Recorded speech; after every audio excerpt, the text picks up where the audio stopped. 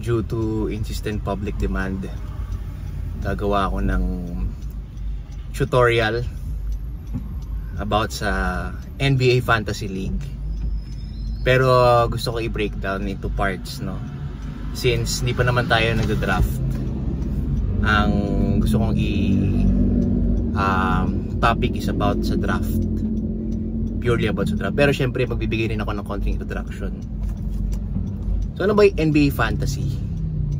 NBA Fantasy with the word itself, no? Fantasy, ibig sabihin parang ano siya, dream, 'di ba? Parang dream team, parang ganon. So gagawa ka ng isang parang you have the chance to make a team that you desire. Pero syempre, nakadepende rin 'yan kung gaano kayo kadami sa league. So sa league, mayroong mga teams. So tayo 'yon, yung mga teams, no? And tawag sa atin mga general manager / owner / coach. So tayo yung magda-draft ng mga players that we want, no? Syempre, nabanggit ko kanina, depende yan kung gaano kayo kadami sa league. So the more teams sa isang league, the lesser the chance that you get more superstars, and vice versa.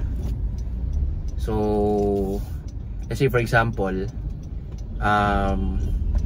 sa 8 team na liga, pwede ka makapag-draft ng, sabihin nating mga 6 na superstars. Makuha mo si Wemby, makuha mo si LeBron, makuha mo si James Harden, makuha mo si Şengün, diba? And so on and so forth. Pero pag 14 team, syempre mas marami nang magda-draft. So makakakuha ka ng mga, siguro mga 2 superstar or 3 superstar. So ganon, something like that. Hindi pwede mag-ulit. Kung na-draft na ng isa si LeBron, hindi niya pwedeng kunin si LeBron. So ganon siya. So paano yung labanan or paano yung scoring dito sa fantasy? So each week merong mga match-ups na tinatawag. So head-to-head match-up yan. So yung mga magpipili yung players, total of 13 players sa bawat team ang pwede nyo makuha.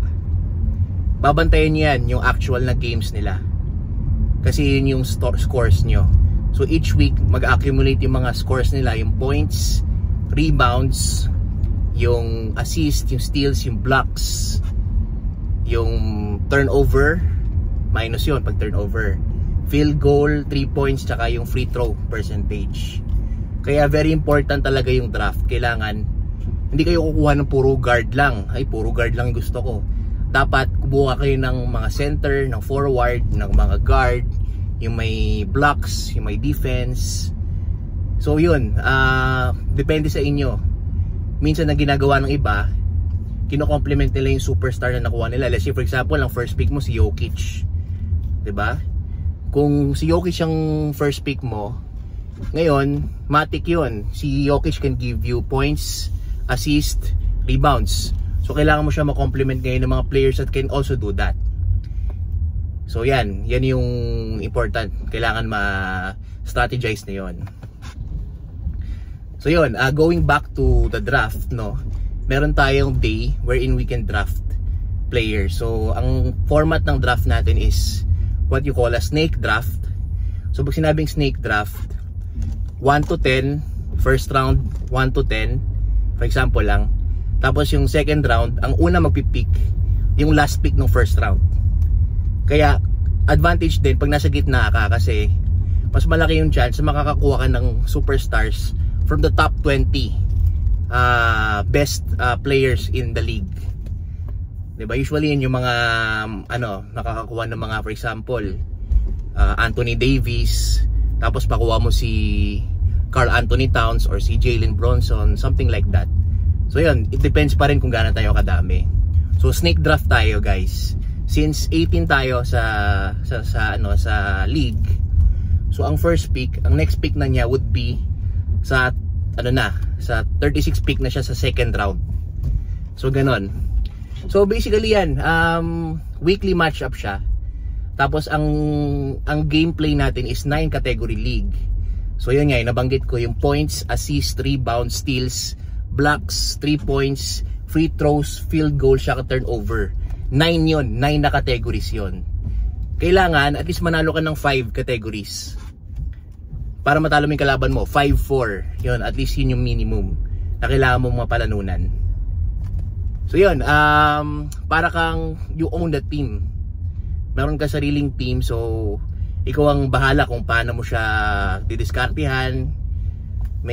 Pwede mo siyang i-bench yung mga players mo, pwede mo rin siyang i-start, ganyan, depende yan sa mga match-ups. And important din, i-consider mo din yung tinatawag na streaming strategy. So pag sinabi mong streaming strategy, you add players, parang siya, yung mga serviceable players para ma-fulfill mo yung mga game days, kasi hindi naman araw-araw may game days.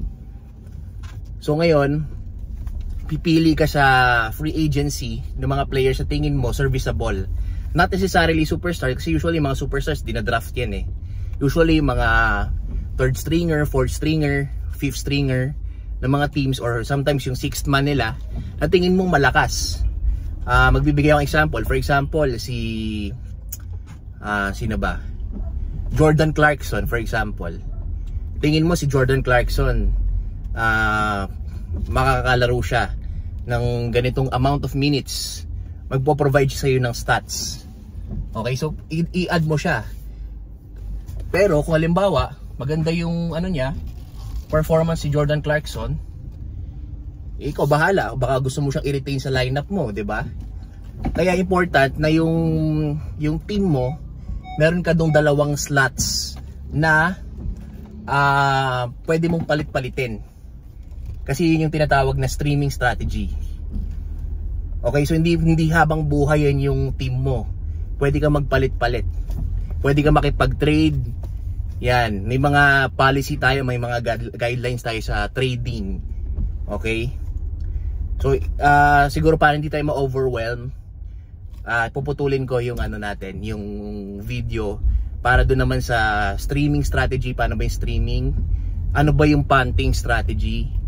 Yan, kung paano yung mga timeline, yung mga oras, yung time zones, kasi sa USA, iba yung time zone, dito sa Philippines may konting lead time yan. Okay? So yan, in a nutshell, yan yung NBA Fantasy League. You create a team, 'di ba? Na parang fantasy. Tapos makikipag-compete ka sa ibang teams. Okay? 8 minutes ang haba.